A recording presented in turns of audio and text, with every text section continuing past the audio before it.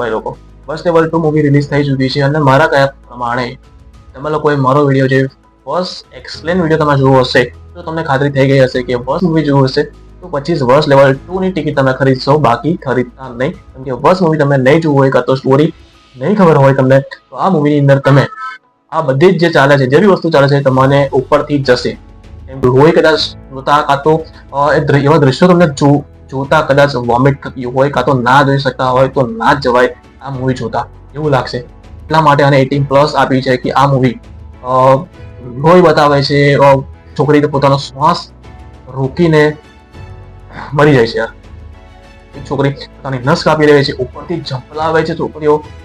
Vote imagination યાર ડાયરેક્ટરની, vote writing આ સ્ટોરીની. એમ કે સ્ટોરી એટલી ગ્રીપિંગ છે, એટલી જકડી રાખે છે ફર્સ્ટ હાફ અને સેકન્ડ હાફ. ફર્સ્ટ હાફ અને સેકન્ડ હાફ બંને એકબીજાને વિરુદ્ધાભાસ કહી શકાય છે, જેમ મેં વાત કરી હતી. કેમ કે ફર્સ્ટ હાફની અંદર તમને જે વસીકરણ કરનારો જે વ્યક્તિ છે, જે ખાવાનું હોય છે એની અંદર ક્યાંક નાખી દે છે, એટલા માટે વસીકરણની અંદર આવી જાય છે સ્કૂલની તમામ છોકરીઓ.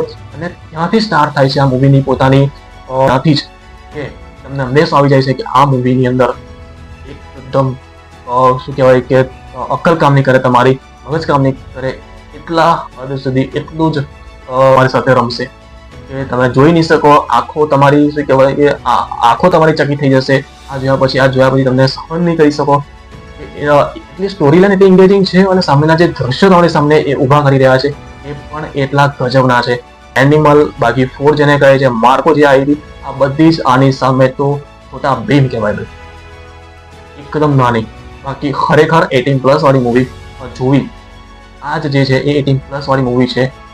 ખરેખરી વર્સ્ટ લેવલ 2, કેમ કે એટલી હદ સુધી વિકૃતતાઈ બતાવી છે. લોકોને માથા ફોડી રહી છે છોકરીઓ, લોકોને મારી રહી છે, રસ્તે જતા લોકોને હુમલો કરી રહી છે, પોતાના મા બાપને પણ નથી છોડતી. વધારે બોલીશ તો થોડું સ્પોઇલર થઈ જશે, પણ કે આ ગુજરાતીની અંદર બ્લોકબસ્ટર તો જવાની છે, પણ હિન્દીની અંદર પણ ટેરિફિંગ પરફોર્મન્સ કરશે એવું મને લાગે છે. અને આ ધીરે ધીરે મને લાગે છે કે હિન્દીની અંદર પણ આ સ્ક્રીન વધી શકે છે, ગુજરાતીની અંદર પણ આ સ્ક્રીન વધી શકે છે અને ઓડિયન્સનો ક્રેઝ આની બાબતે વધતો જશે એવું મને ફીલ થાય છે. કેમ કે માય ગોડ યાર, શું ટેરિફિંગ પરફોર્મન્સ જાનકી બોડીવાલાનું પણ છે આની અંદર. સેકન્ડ હાફની અંદર પણ થોડું 10-15 મિનિટ જવા દઈએ, કેમ કે 10-15 મિનિટ જવા દઈએ પછી કોઈ સ્ટોરી લાઈન ધીમી પડે છે એવું કહી શકાય છે. બાકી સ્ટોરી લાઈન તો સારી એવી ચાલે છે પણ ધીમી પડે છે. કે જેમ વિકૃતિ ચાલતી હતી, એકબીજાને મારામારી જે ચાલતી હતી, આત્મહત્યા છોકરીઓ કરતી હતી, એકબીજા ઉપર હુમલા કરતી હતી, એ ફર્સ્ટ હાફની અંદર વધારે બતાવવામાં આવ્યું છે. અને સેકન્ડ હાફની અંદર સ્ટોરી લાઈન થોડી ધીમી પડે છે અને મેઇન સ્ટોરી પર અને ફોકસ થાય છે કે આખિર પ્રતાપ કોણ છે, પેલો જે ભયા આવ્યો છે એ કોણ છે, છોકરીઓ પર કેમ વસીકરણ કરવામાં આવ્યું છે, બધા જ જવાબ તમને સેકન્ડ હાફની અંદર તમને મળતા જાય છે. અને પેલો ભાઈ જે છે એ પ્રતાપને કેમ માગે છે, પ્રતાપને શું કરવું છે પ્રતાપને એને છોડાવીને, એ પણ તમને જવાબ મળશે. અને જે અથર્વ છે એ એને પ્રતાપને સોંપે છે કે નથી સોંપતો એ પણ સેકન્ડ હાફની અંદર આન્સર મળશે. અને જાનકી બોડીવાલા શું આ વસીકરણથી છૂટી થશે કે નહીં થાય એનો પણ જવાબ મળશે. આ સેકન્ડ હાફની અંદર ઇમોશનલ વાળા પળો ઘણા બધા છે અને સ્ટોરી લાઈન સેકન્ડ હાફની અંદર પણ સારી લાગશે. અને ક્લાઇમેક્સ થોડો શોર્ટ રહી ગયું મને લાગે છે, કેમ કે જે ક્લાઇમેક્સ છે થોડું વધારે લંબાવવા જેવો હતો એવું કહી શકાશે. કેમ કે થોડું વધારે લંબાવો તો વધારે મજા આવે એવું.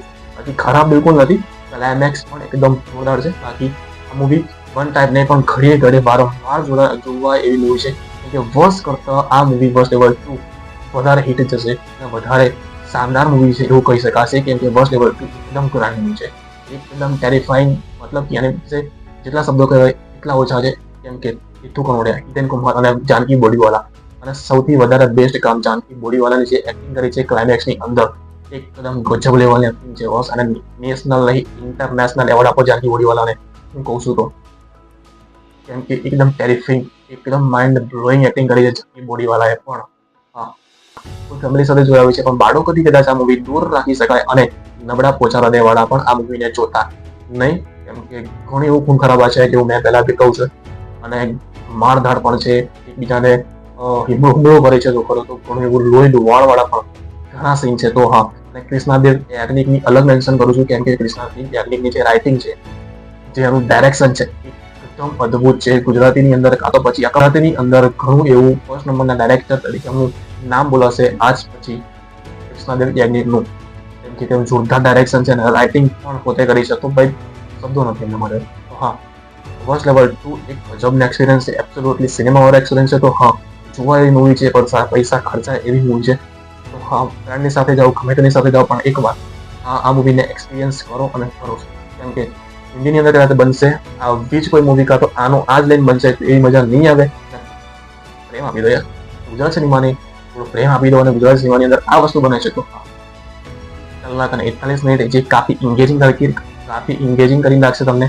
તો હા, subscribe, please like and subscribe to my channel.